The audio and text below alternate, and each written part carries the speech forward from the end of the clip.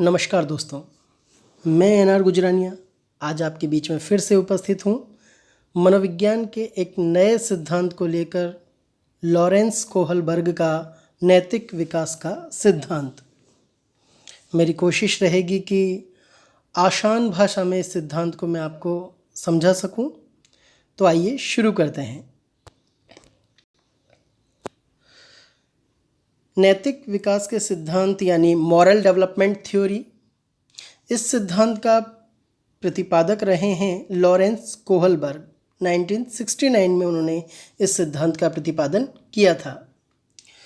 Lawrence Kohlberg के अनुसार नैतिकता जो व्यक्ति के अंदर होती है वो एक अर्जित व्यवहार है और इसे व्यक्ति वातावरण से सीखता है। मतलब बच्चे के अंदर जन्मजात रूप से कोई नैतिकता नहीं होती, बल्कि बाद में वह वातावरण से इस व्यवहार का अर्जन करता है। जन्म के समय बालक न तो नैतिक होता है और न अनैतिक। कोहलबर्ग ने नैतिकता को जानने के लिए बच्चों के सामने लघु कथाओं को उपस्थित किया। लघु कथाएं पूछने के बाद वह उनसे उस समस्या से संबंधित प्रश्न पूछते थे और बालक जो अनुक्रिया करते थे उनके विश्लेषण से इन्होंने बालकों में नैतिक विकास के 3 स्तर और प्रत्येक स्तर की 2-2 अवस्थाएं बताई है। आपको हैंस की डिलेमा की कहानी याद होगी, नहीं है तो मैं बता दूं कि ये किस तरह की जो कहानियां थी उनका यूज़ करते थे। तो कहानी कुछ इस प्रकार है कि एक बार हैंस नामक व्यक्ति जिसकी पत्नी को कैंसर था, वो बहुत बीमार हो जाती है और डॉक्टर बताता है कि इसकी जो दवा है वो केवल एक ही केमिस्ट के पास है जिसने उसे बनाया है। हैंस उसे लेने केमिस्ट के पास जाता है तो केमिस्ट 10 गुना कीमत उस दवा की उसे बताता है और उसके पास इतने पैसे होते नहीं हैं। तो वो केमिस्ट से अनुरोध करता है कि वो दवा उसे दे दे। वो उसे धीरे धीरे करके पैसे चुका देगा या बाद में दे देगा, लेकिन केमिस्ट उसे दवा देने से मना कर देता है।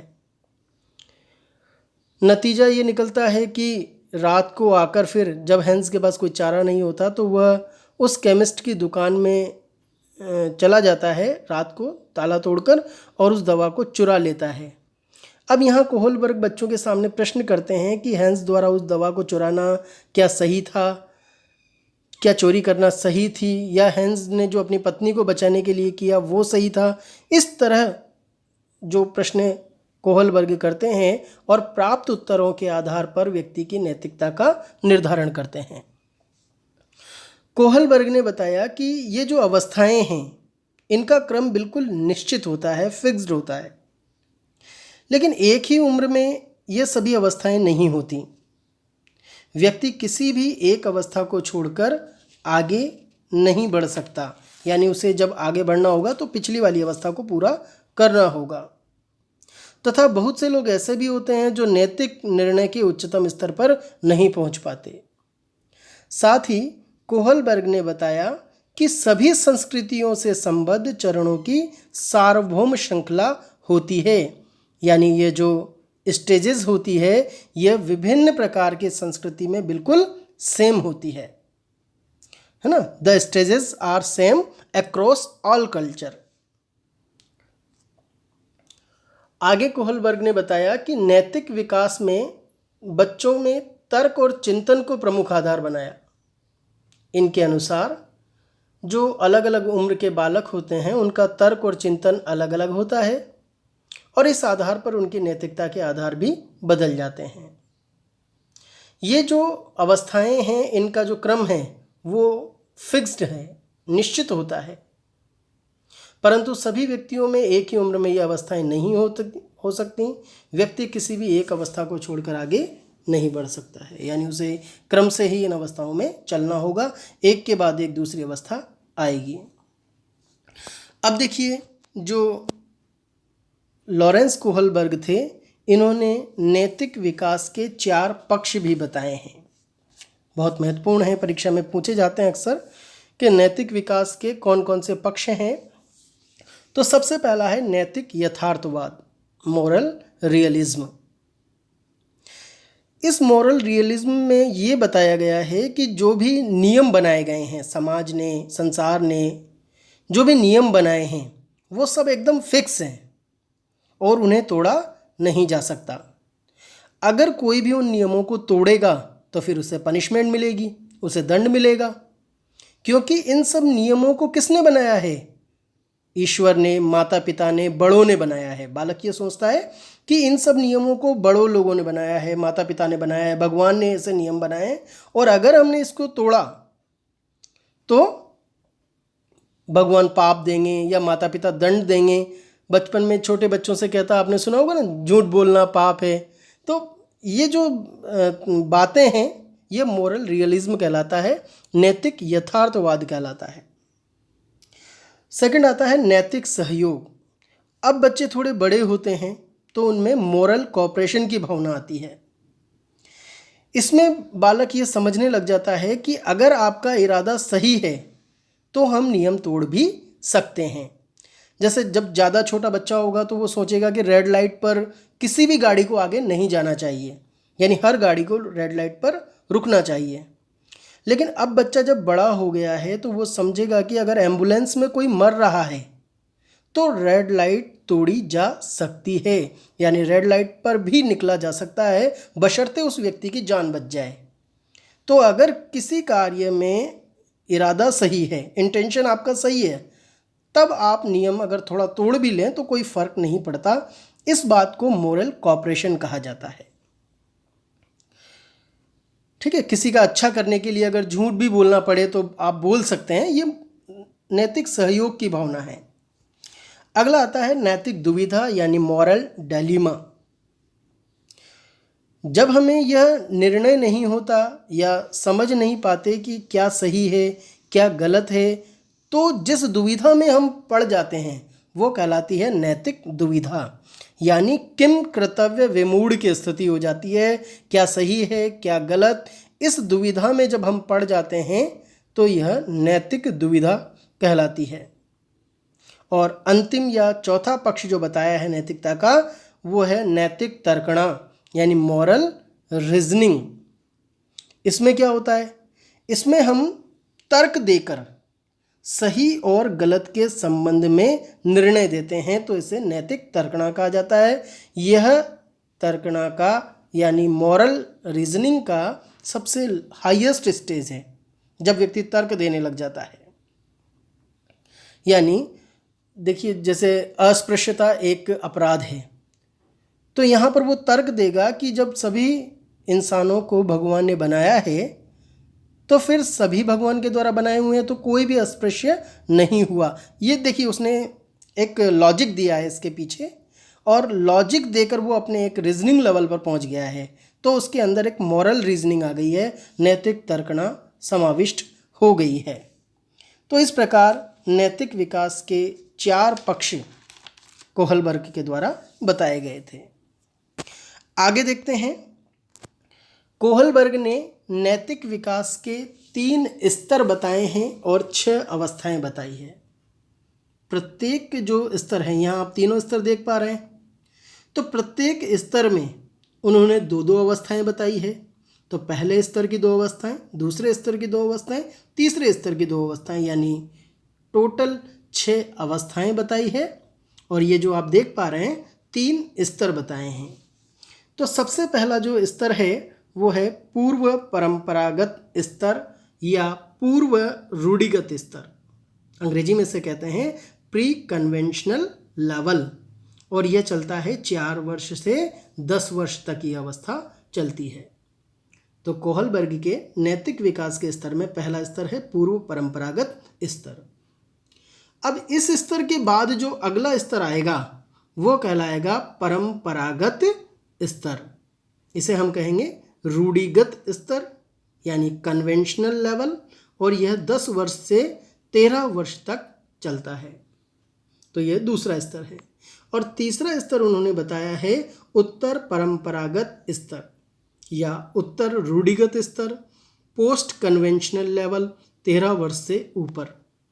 तो कई बार इसी जगह से भी प्रश्न आता है कि लॉरेंस कोहलबर्ग ने नैतिक विकास के कितने स्तर बताए हैं? 3 स्तर। अब हम आगे एक एक करके इन स्तरों को पढ़ते जाते हैं और इनके अंदर आने वाली अवस्थाओं को देखते हैं। तो आइए देखते हैं आगे। सबसे पहला है पूर्व परंपरागत स्तर यानी प्री कन्वेंशनल स्टेज या लेवल। पहले ही मैंने आपको बताया है कि यह अवस्था 4 से 10 वर्ष तक चलती है।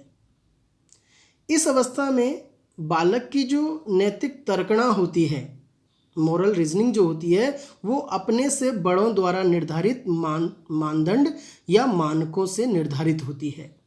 यानी बच्चे को लगता है कि बड़े लोगों ने जो नियम बना दिए हैं, याद रखिए नैतिक यथार्थवाद वाली बात है कि बड़े लोगों ने जो नियम बना दिए हैं, जो मानक मानदंड बना दिए हैं, वही सही हैं। इसमें तर्क और चिंतन का आधार बाहरी घटना होती है और बालक बड़ों द्वारा बनाए गए नियमों का पालन करना ही नैतिकता समझता है। इस स्तर की 2 अवस्थाएं हैं।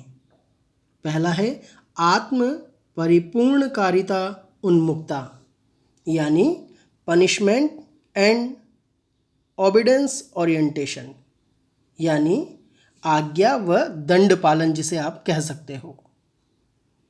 इसमें क्या होगा? इसमें बालक के अंदर सबसे ज़्यादा जो अभिप्रेरक होगा वो होगा दंड से बचने का। बालक चाहेगा कि उसे दंड बिल्कुल भी ना मिले या वो ऐसा कोई कार्य ना करे जिससे दंड मिलता है। जैसे मम्मी ने कह दिया कि भाई आइसक्रीम नहीं खानी है, तो फिर बच्चे के लिए नैतिकता क्या है? आइसक्रीम को नहीं खाना, क्योंकि अगर उसने आइसक्रीम खाई तो फिर उसे दंड मिलेगा। तो यहाँ दंड से दूर रहने की अभिप्रेरण मजबूत होता है। साथ ही कोई भी प्रतिष्ठित या शक्तिशाली व्यक्तियों के प्रति वह सम्मान विकसित करता है, सम्मान की भावना रखता है, क्योंकि उसे पता है कि देखिए जिसकी लाठी उसकी भैंस। इस समय उसे पता है कि जो शक्तिशाली है उसके पास उसके प्रति अगर सम्मान व्यक्त नहीं किया, जैसे मम्मी हैं, पापा हैं, टीचर हैं, अगर उनका सम्मान नहीं किया तो फिर वो पिटाई कर देंगे। तो उस पिटाई से बचने के लिए वह उनके प्रति सम्मान व्यक्त करते हैं, सम्मान की भावना रखते हैं। और इस अवस्था में जो नैतिक कार्य या व्यवहार होता है वह भौतिक परिणामों पर आधारित होता है। यानी बालक जो नैतिक व्यवहार करता है वह उसके भौतिक परिणाम पर आधारित होता है। जैसे मान लीजिए किसी मूर्ति को तोड़ने का भौतिक परिणाम क्या होगा? बच्चे की डांट या पिटाई। तो बच्चा क्या चाहेगा यहाँ पर कि वह मूर्ति ना तोड़े। तो किसी भी कार्य का भौतिक परिणाम क्या निकल कर आएगा, रिजल्ट क्या निकल कर आएगा, उस आधार पर ही बालक नैतिक कार्यों को इस अवस्था में करते हैं। अगला है साधनात्मक सापेक्षवादी उन्मुक्ता यानी इंस्ट्रूमेंटल रिलेटिविस्ट ओरिएंटेशन। इसे हम अहम की भावना भी कह सकते हैं, इसे अहम की अवस्था भी कहा जाता है। इस अवस्था के अंदर बालकों के अंदर अहम भाव आ जाता है और अहम भाव में वो क्या चाहता है कि अगर वह स्वयं की आवश्यकता को पूरा कर सकता है और साथ साथ उस कार्य से दूसरे की आवश्यकता भी पूरा होती है तो व्यक्ति उस काम को करना चाहेगा। फॉर एग्ज़ाम्पल हम देखें कि अगर आप बालक से कहते हैं कि सामने वाली दुकान से जाकर मेरे लिए ये ले आओ, तो बच्चा तुरंत कहेगा फिर मुझे क्या मिलेगा। मान लीजिए बच्चे ने कहा, आपने कहा कि मेरे लिए 1 गिलास पानी ले आओ, तो फिर बच्चा कहेगा फिर आप मुझे 2 घंटे वीडियो गेम खेलने देना। तो यहाँ क्या हो रहा है, एक प्रकार की अदला बदली का भाव मजबूत हो रहा है, एक्सचेंज का भाव, शेयरिंग का भाव यहाँ पर मजबूत हो रहा है। छोटे बच्चों को आपने देखा होगा कि तुम अपने इरेज़र से मुझे मिटा लेने दो, कि फिर तू भी अपने शेपनर से मुझे अपनी पेंसिल छीलने देना। अगर आज मैंने तुझे चॉकलेट खिलाई है तो कल तू भी मेरे जब पैसे लाए तो मुझे चॉकलेट खिलाना। ये वाला जो भाव है, टिट फॉर टैट वाला भाव, जैसे को तेषा वाला भाव, अगर इसने अपने कैरम से मुझे नहीं खेलने दिया तो मैं भी अपनी साइकिल इसको चलाने नहीं दूंगा। ये इस तरह का जो भाव है, जैसे को तेषा, ये इस अवस्था में मजबूत होता है। अदला बदली का भाव इस अवस्था में मजबूत होता है।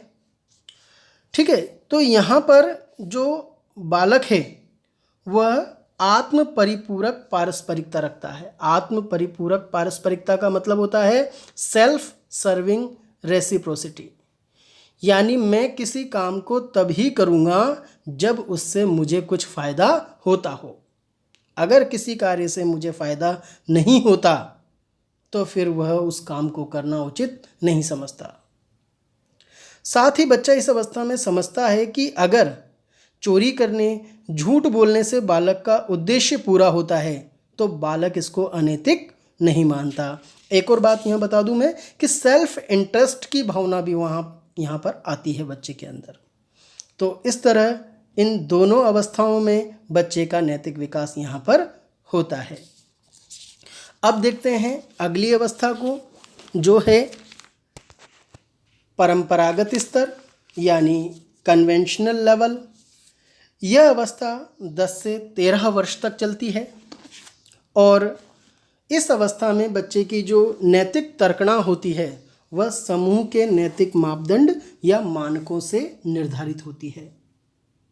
यानी इस अवस्था में जो बालक होता है वह समूह के नैतिक नियमों को अपना लेता है और तर्क और चिंतन का आधार इस अवस्था में सामाजिक होता है। यानी बालक यह जानने लगता है कि जो भी उसके परिवार, समाज, राष्ट्र के लिए कल्याणकारी है, अब उसे वह अपनाने के बारे में सोचने लगता है। इस स्तर की भी 2 अवस्थाएं हैं। सबसे पहली जो अवस्था है इस स्तर में वो है good boy good girl orientation, यानी अच्छा लड़का अच्छी लड़की उन्मुखता जिसे कहते हैं। इसे अनुमोदन की अवस्था भी कहा जाता है। अनुमोदन का मतलब क्या हुआ? एप्रिशिएशन, यानी प्रशंसा करना बच्चे की। तो इस अवस्था में वो चाहते हैं कि उनकी प्रशंसा की जाए, माता पिता दूसरे लोग उनकी क्या करें?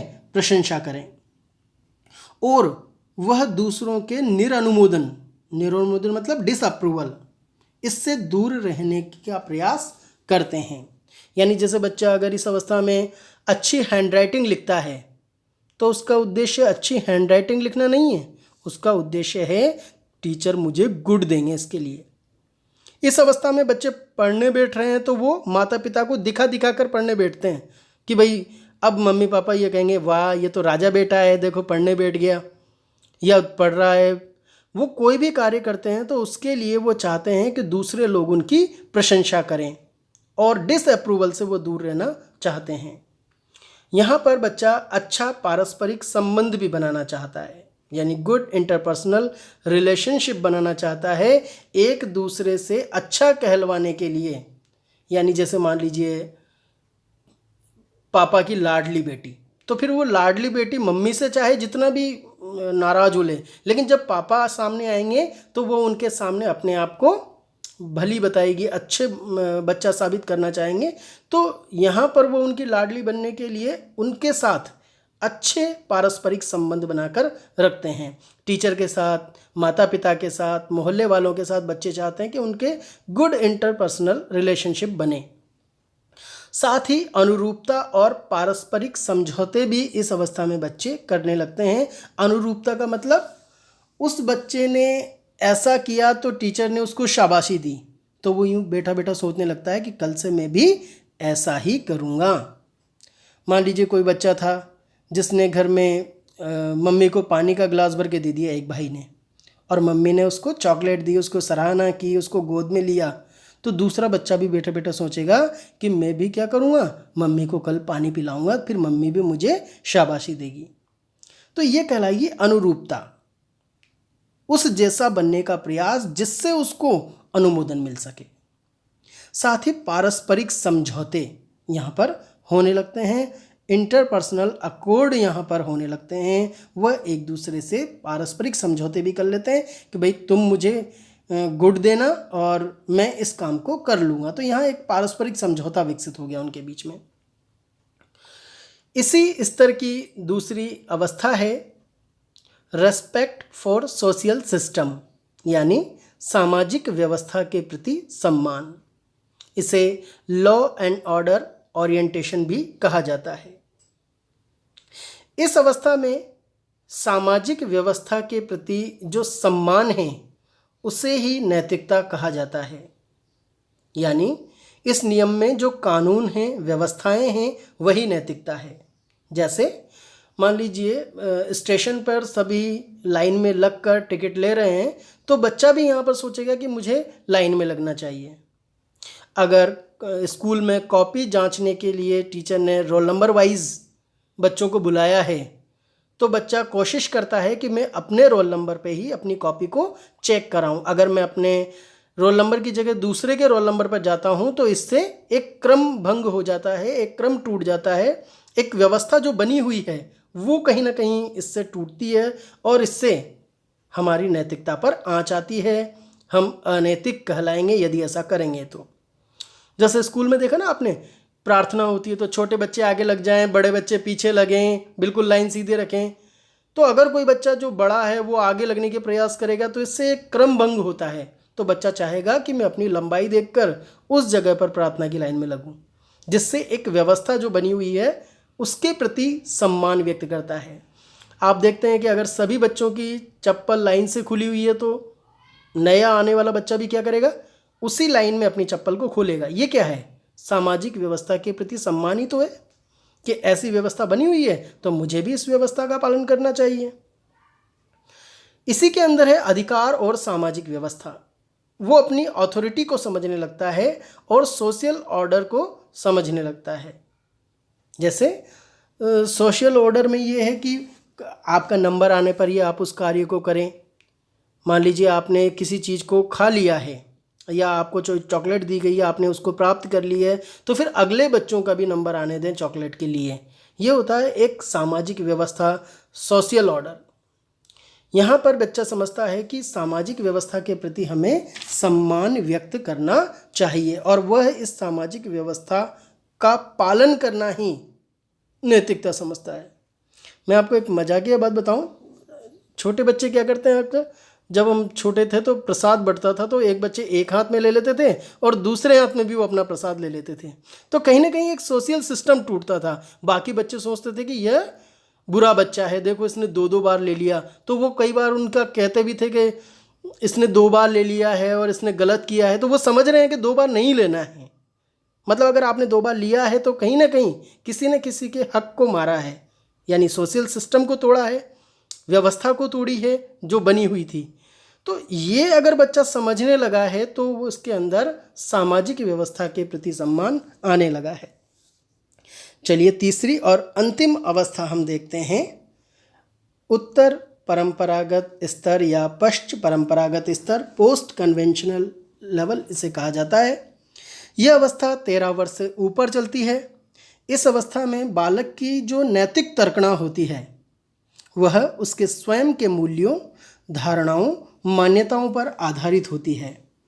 इस अवस्था में तर्क और चिंतन का आधार स्वविवेक होता है। बालक में नैतिक आचरण पूर्णतः आंतरिक नियंत्रण में होता है। देखिए यहाँ जाकर बच्चा समझने लग जाता है कि अब तक तो बच्चा क्या है, बड़ों के नियम को नैतिकता समझ रहा था। बड़ों ने कह दिया वो नैतिकता है। बड़ों ने कह दिया कि देर तक सोना चाहिए तो उसको मतलब नहीं है कि देर तक सोना चाहिए जल्दी। उसने तो कह दिया कि मम्मी ने कहा है कि 8 बजे उठना है तो 8 बजे उठना ही नैतिकता है। मतलब जो सुबह 5 बजे उठ गया वो अनैतिक हो गया पहली वाली अवस्था में। तो अब दूसरी वाली अवस्था की बात करो, घर में सभी लोग 6 बजे उठते हैं तो मुझे भी 6 बजे उठना चाहिए। आगे ना सोशल सिस्टम के प्रति वो अवेयर हो गया है, जागरूक हो गया है। सभी 6 बजे उठते हैं इसलिए मुझे 6 बजे उठना चाहिए। ये हो गया एक प्रकार से सोशल हो गया बच्चा। अब यहाँ देखिएगा उत्तर परंपरागत, यहाँ बच्चे का स्वविवेक जागृत होता है। मेरी परीक्षाएं आ गई है, मुझे सुबह जल्दी उठना चाहिए। मेरी परीक्षाएं अब नहीं हैं, अब मैं देर तक सो सकता हूँ। मैं सो सकता हूँ, मुझे उठना चाहिए, स्वविवेक पर आधारित है। तो जहाँ बच्चे के अंदर स्वविवेक पर आधारित नैतिकता आ जाती है उसे उत्तर परंपरागत स्तर कहा जाने लगता है। यहाँ बच्चे के जो नियम होते हैं, मानदंड होते हैं, मानक होते हैं, वो स्वयं के द्वारा बनाए हुए होते हैं। यानी यहाँ पर देखिए, यहाँ पर बच्चा समझेगा कि अस्पृश्य वो नहीं है जो जातिगत अवधारणा है, बल्कि वह अस्पृश्य है जो डर्टी हैं, गंदे हैं, नहाते नहीं हैं, है ना। उन लोगों को अस्पृश्य समझा जाना चाहिए, यानी ऐसे व्यक्ति जो साफ सफाई से नहीं रहते, यानी जो 4 दिन से नहीं नहाया हो वो इसके लिए अस्पृश्य है, ना कि जातिगत रूप से अस्पृश्य। तो यहाँ वो समझ लेता है कि मुझे क्या करना है, स्व विवेक उसके अंदर जागृत हो जाता है। इस स्तर की भी 2 अवस्थाएं हैं। पहला है बालक आंतरिक मानकों के अनुरूप अनुबंध उन्मुखता, यानी सोशल कॉन्ट्रैक्ट ओरिएंटेशन। हिंदी में कहें तो सामाजिक समझौते की अवस्था। कुल मिलाकर ये सामाजिक समझौते की अवस्था है। यहाँ पर व्यक्ति जो इंडिविजुअल राइट्स हैं, देखिए ये शब्द आप जरूर याद रखें, इंडिविजुअल राइट्स, और जो लॉज हैं, नियम हैं, उनका आदर करने लगते हैं जो कि प्रजातांत्रिक रूप से मान्य हैं। यानी प्रजातांत्रिक रूप से जो नियम बनाए गए हैं उनके प्रति इंडिविजुअल राइट्स हैं, जैसे जीने का अधिकार, जैसे स्वतंत्रता का अधिकार, जो व्यक्तिक अधिकार हैं उसके प्रति उसके मन में एक सम्मान की भावना जागृत होने लगती है।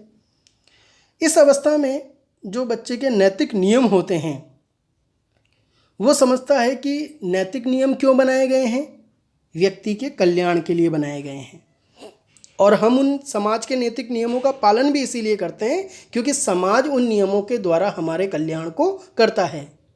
लेकिन अगर किन्हीं नियमों से हमारा कल्याण नहीं हो रहा है तो फिर उन नियमों को बदला या तोड़ा भी जा सकता है। जैसे अंग्रेजों ने नमक कानून बनाया, लेकिन उस कानून से हमारा कल्याण नहीं हो रहा था तो गांधी जी ने उस नमक कानून को क्या किया, तोड़ दिया। तो वो समझने लगता है कि जो नैतिक नियम होते हैं वह शाश्वत नहीं होते और आवश्यकता पड़ने पर समाज के उत्तम कल्याण के लिए उन नियमों को बदला भी जा सकता है। लेकिन बालक विश्वास करता है कि इन समाज का कल्याण तभी होगा जब समाज के नियमों का हम पालन करेंगे, यदि वह हमारा कल्याण कर रहे हैं तब। यानी समाज का कोई नियम यदि हमारा कल्याण कर रहा है तो हमें डेफिनेट उस नियम का पालन करना चाहिए। इसकी जो दूसरी अवस्था है वो है सार्वभौमिक नैतिक उन्मुखता, यानी यूनिवर्सल एथिकल प्रिंसिपल ओरिएंटेशन। यहाँ क्या होता है, यहाँ सार्वभौमिक नैतिकता की अवस्था है। अब बालक सार्वभौमिक नियमों के आधार पर स्वयं नैतिक नियम बनाने लगता है। नैतिक नियमों को प्रोत्साहित करने और आत्मनिंदा से बचने का अभिप्रेरण इस अवस्था में तीव्र होता है। यहाँ बच्चा अपने स्वयं के नैतिक नियमों को बनाकर उनसे प्रोत्साहित होता है। जैसे बच्चे ने कोई नैतिक नियम बना लिया है कि मुझे दूसरों की भलाई करनी है, तो फिर वह अपने आप को प्रोत्साहित करेगा इसके लिए और कोशिश करेगा कि वह आत्मनिंदा से बच सके, दूसरों की निंदा से नहीं। समझिए बात को, वो बचना चाहता है आत्मनिंदा से, क्योंकि अगर वो स्वयं गलत करता है तो उसके अंदर मन में ग्लानि की भावना उत्पन्न होती है, वह स्वयं की निंदा स्वयं ही करता है और वो इस निंदा से बचना चाहता है। जब हम कहते हैं ना कि कोई नहीं देख रहा तो भगवान भगवान नहीं देख रहे तो खुद तो देख ही रहे हैं, या कोई नहीं देख रहा तो अपनी अंतरात्मा तो है ही सही, मैं अपनी अंतरात्मा को क्या जवाब दूंगा। ये जो जितनी भी बातें हैं ये सार्वभौमिक नैतिकता के अंदर ही आती हैं। यह नैतिक विकास का उच्चतम स्तर होता है। यहाँ बालक दूसरों के विचारों से, नैतिक प्रतिबंधों से स्वतंत्र हो जाता है और अपने आंतरिक मानकों के अनुरूप व्यवहार करता है। अब वो किसी के दबाव में, किसी के प्रेशर में आकर नैतिक कार्यों को नहीं करता।